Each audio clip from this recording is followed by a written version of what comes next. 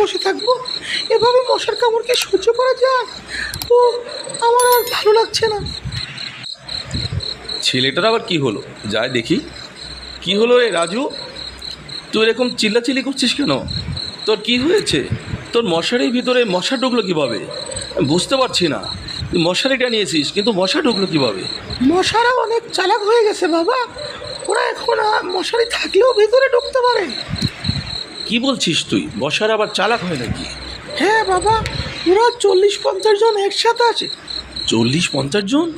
হ্যাঁ বাবা, 20-25 জন মশারি উঁচা করে ধরে আর 20-25 জন ভিতরে ঢুকে যায়। এভাবে ওরা মশারির ভিতরে ঢুকে আমাকে কামড়াচ্ছে বাবা। গল্পটি কেমন লাগলো বন্ধুরা কমেন্টে জানাবেন প্লিজ, এবং সাবস্ক্রাইব করে আমাদের পাশেই থাকুন নতুন নতুন ভিডিও পাওয়ার জন্য। গল্প দুনিয়া।